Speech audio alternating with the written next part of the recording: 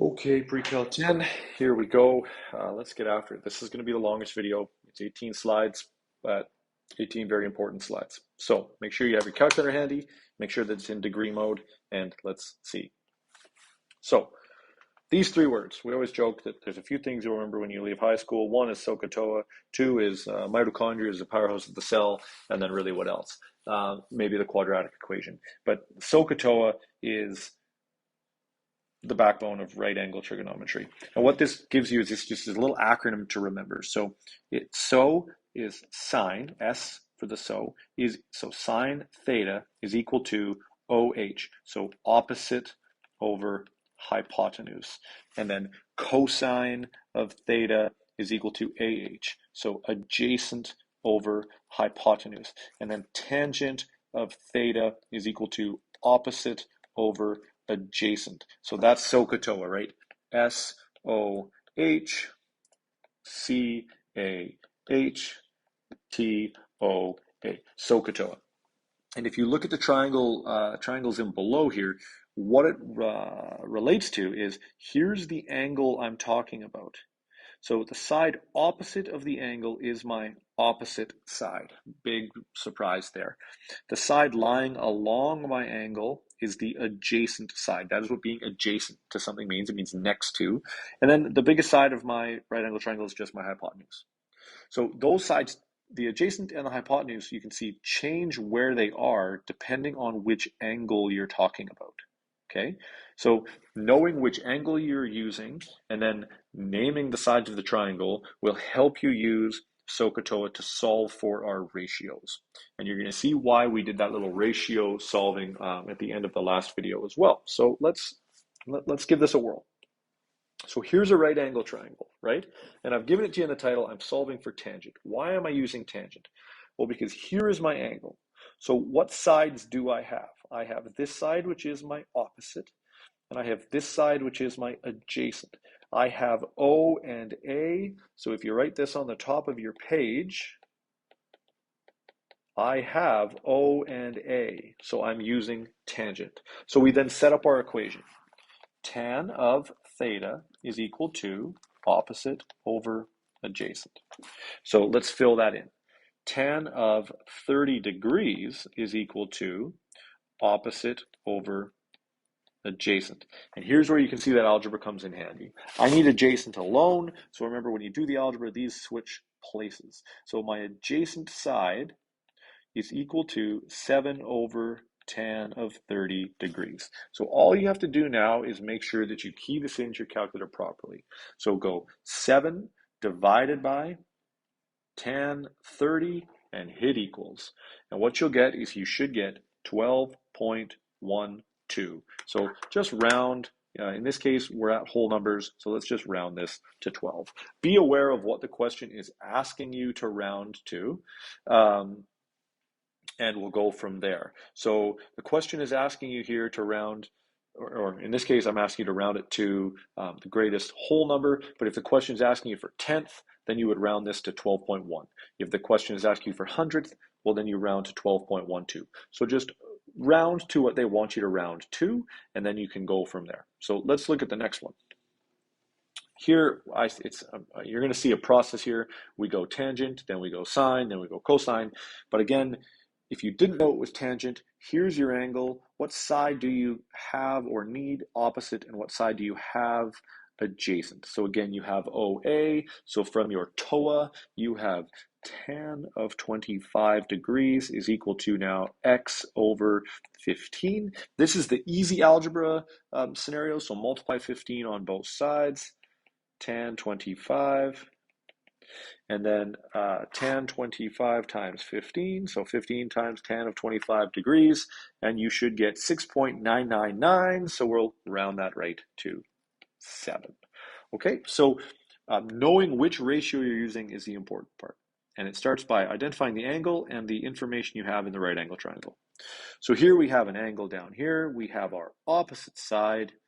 Whoops, I'm getting ahead of myself. We have our opposite side, and we're looking for the hypotenuse. So as soon as you have hypotenuse, you know it's going to be sine or cosine because tangent only has opposite and adjacent. So we're either here or here. So it comes down to, well, what other side do we have? We have the O. So we have the OH in SO.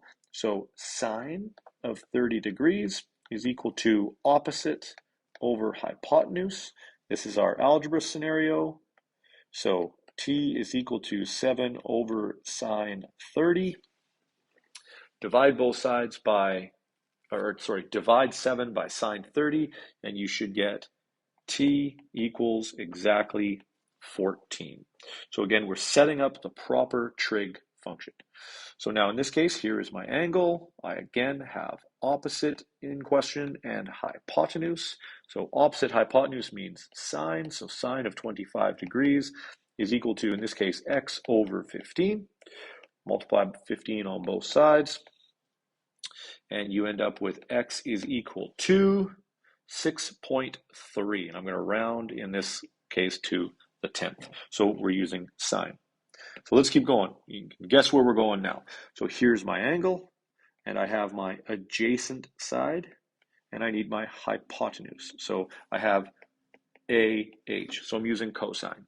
So cosine of 30 degrees is equal to 7 over t. Again, here's where the algebra comes in.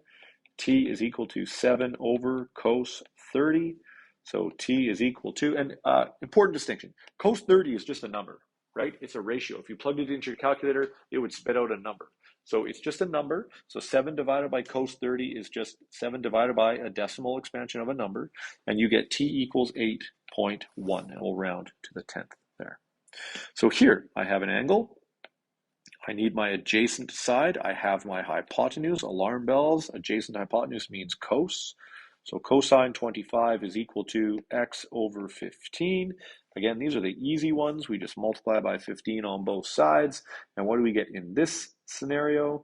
We get x equals 13.6. Now, if you want, you can solve this first, but when you get comfortable with your calculator, you don't have to, right? You could go, okay, well, what's cos of 25?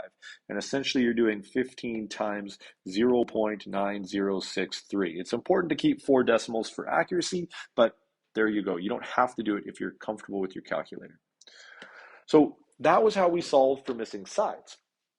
Okay, so how about, what do we do to solve for the missing angle? Well, in this case, it's incredibly important as to where that angle is located, because I want this angle, and what sides are given to me from that angle? My opposite and my adjacent. So there it is, OA again.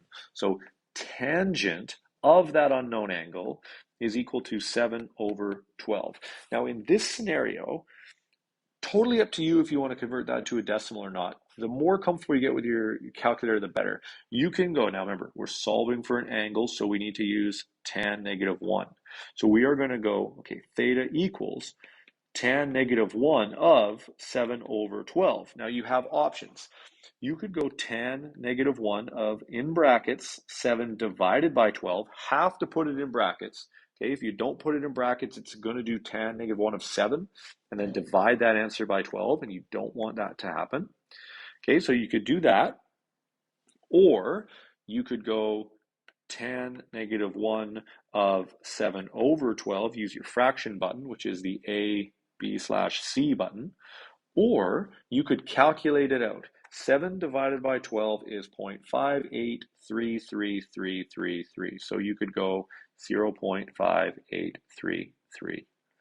And in all of these instances, what you will end up with is, if you go 7 divided by 12, you'll end up with 30.2564. Just going to show you the decimal expansion so you can see that it's not a huge issue. And then if you go tan of 0.5833, you get so theta equals 30.2550. So we're off by 14, 10 thousandths of a decimal place. So that's why we round to 4 decimals, you're fine. So either one you're happy with, go with. Again, this is all about comfort with your calculator. So here I have a missing angle. Well, boom, opposite. And hypotenuse. So in this case, I'm using sine. I have my OH. So sine of theta is equal to 7 over 12. Well, that means sine theta, I'm going to show the decimal expansion this time, is equal to 0.5833. So theta is equal to sine negative 1 of 0.5833. So in this case, not sine anymore, theta, we're solving for the angle, theta is equal to 35.7 degrees. And of course, cosine. So I have my angle, I have adjacent, and I have hypotenuse.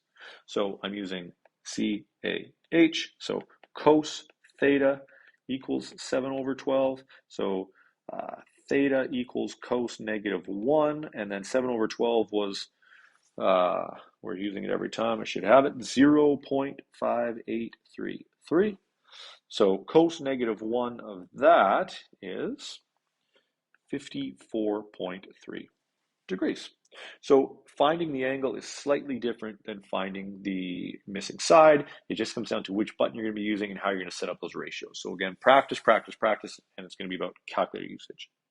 So what I want to do though before we wrap this up is this extra bonus from grade 10, but it'll really help you in the times above, is the relationship between sine and cosine.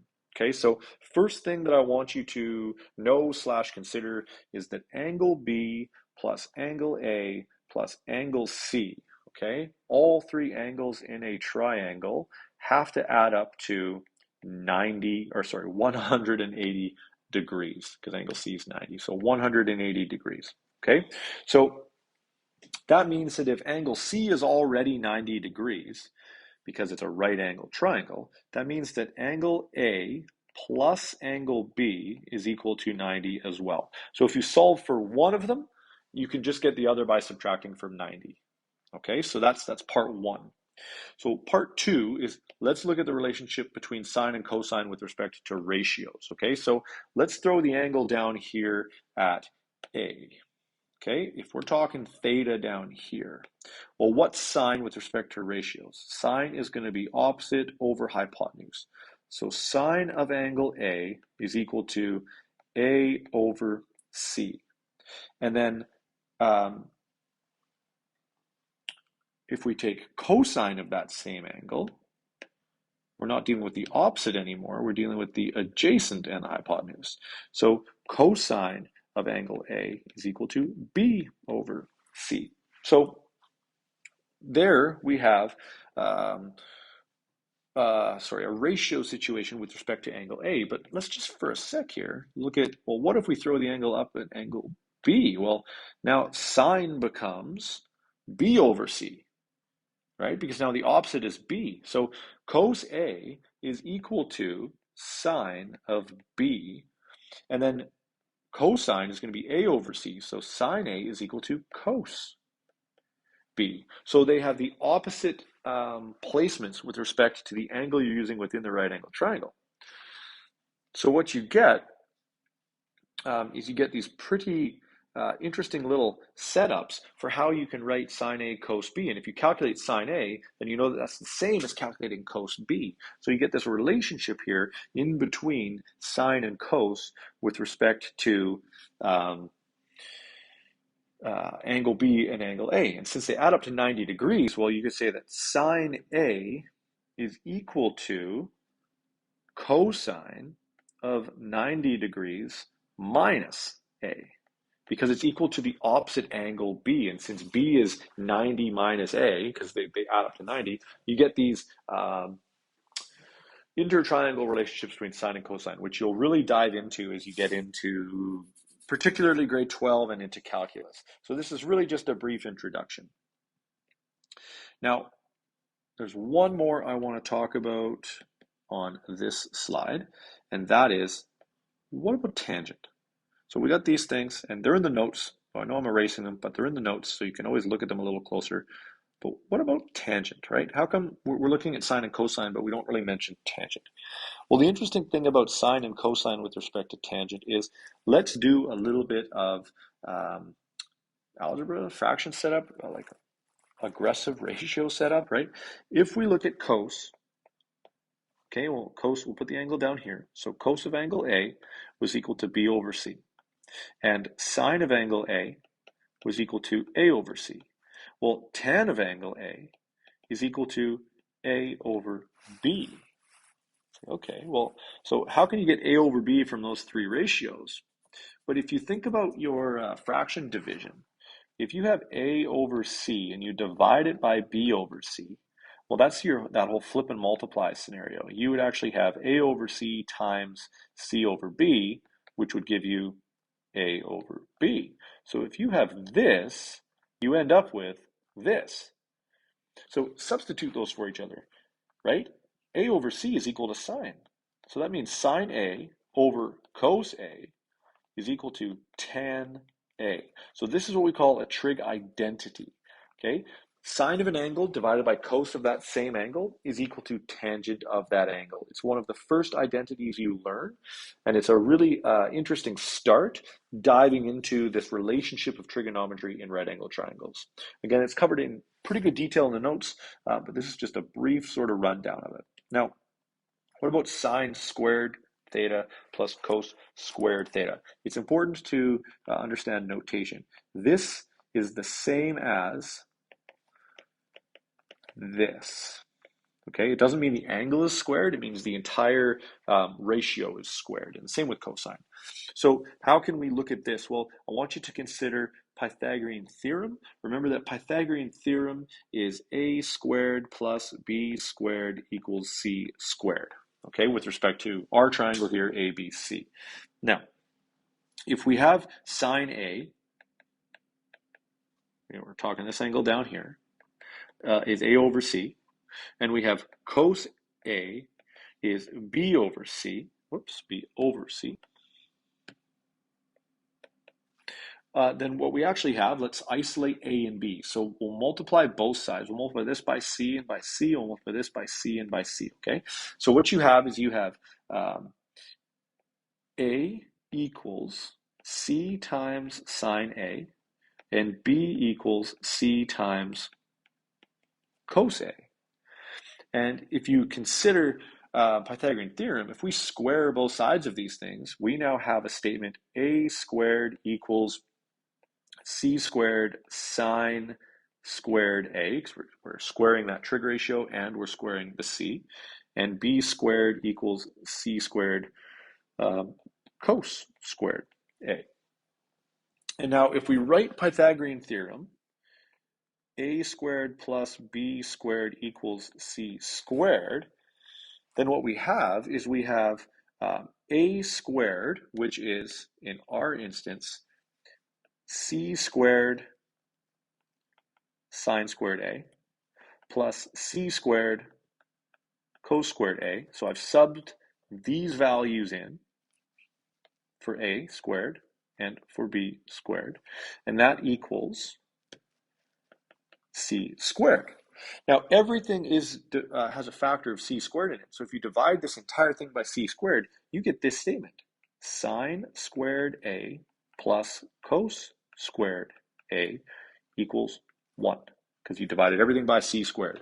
This is your next trig identity. It's called the Pythagorean identity. It's another very useful one in the years ahead. So I'm only introducing them briefly in this course, but worth having a look, okay? And there's lots of substitution and algebra happening here, and this is where math gets a little bit confusing, but also very logical. I've done nothing but square and substitute and a bit of algebra. So watch this over a couple times, read the notes, and it's laid out quite nicely for you. Okay, so what about tan squared theta? Well, remember that sine A over cos A was equal to tan A. Well, what does that mean then? Well, we also know that sine squared theta, or A, plus cos squared theta was 1. We just worked that out, right? So how can we use this with respect to our sine A, cos A equals tan A? Well, take your sine squared theta plus your cos squared theta, and divide everything by cos squared theta. We're allowed to do that because we're dividing the entire equation by the same thing. And what that does is, if you had sine theta over cos theta equals tan theta, well then obviously sine squared over cos squared equals tan squared. You just square the whole equation. So here you get that. You get your tan squared theta. Here you get the same thing divided by itself, so you get plus 1. And then you get 1 over cos squared theta. So you get a trig identity right there with respect to tan breaks down into cosine. So what have we done? We've learned a few trig identities, and now we will look at how to solve a triangle given the ratio. So let's just rewind for a second. You got some trig identities here. You got a trig identity at the bottom here, and you got a trig identity right here. So these are just the first sort of introductions to identities. You won't see them again until grade 12, but the logic of them is really all comes from the right angle triangle, which is why it's being discussed here. So what about this scenario, okay? The three trig ratios. So in this question, it's saying given sine theta is 4 over 5, and sine is an acute angle, so set up exactly the way we have it drawn, find cosine and tangent. Well, if sine is 4 over 5, it means opposite over hypotenuse. So we know that, right? So, well, we're going to need that in order to get cosine and to get tangent. The good news is we have a right angle triangle. A squared plus b squared equals c squared. So it means that my unknown, we'll call it a. Okay, well, technically it's across from the b, so let's call it b. Right, the side across from the angle is given the small lowercase letter. So we have 4 squared plus b squared equals 5 squared. So 16 plus b squared equals 25. B squared, subtract 16 from both sides is 9. So b is 3. So we've solved for our missing side. Boom, 3. And from there, we can solve, well, cosine theta. We don't need to solve for anything. We just need to solve for the ratio is adjacent over hypotenuse. And tan theta is opposite over adjacent. So by figuring out the missing side of the triangle, you can then solve for the other two trig ratios. So let's look at another one of those. So cos theta, so here's my angle. So cos is adjacent over hypotenuse. Okay, so we need to find in this case a. So a squared plus b squared equals c squared. So a squared plus 1 squared equals 3 squared. A squared plus 1 equals 9. Subtract 1 from both sides. A squared equals 8. Well, that just means that a is equal to the square root of 8. And that's totally fine. That is a number. You'll learn a lot more about those in grade 11. But that's a number, the square root of 8. So, okay, well, what's sine then? Sine theta is my opposite over my hypotenuse.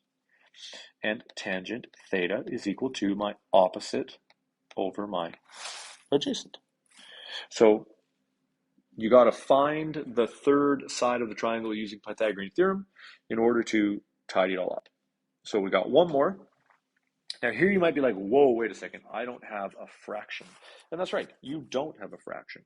But this is just over 1. So use that to your advantage. So tan theta means that opposite over adjacent. And you're missing, in this case, the hypotenuse. So we're still going to use Pythagorean Theorem. 1.7384 all squared plus 1 squared is c squared. So if we work this out, 1.7384 squared is 3.022 plus 1 equals c squared. So 4.022 equals c squared. In order to get c, we have to square root both sides. So c is equal to 2.005. So we're just going to round it to 2. So that is basically 2. So what's sine theta then? Well, it's opposite 1.7384 over 2, which we can actually simplify by doing that division to 0.8692. And then cosine theta is equal to adjacent over hypotenuse. So you're finding the third side of the Pythagorean theorem, or the triangle using Pythagorean theorem in order to solve the triangle. So like I said, that was a long video. There was a lot happening there. The first few slides are the most important.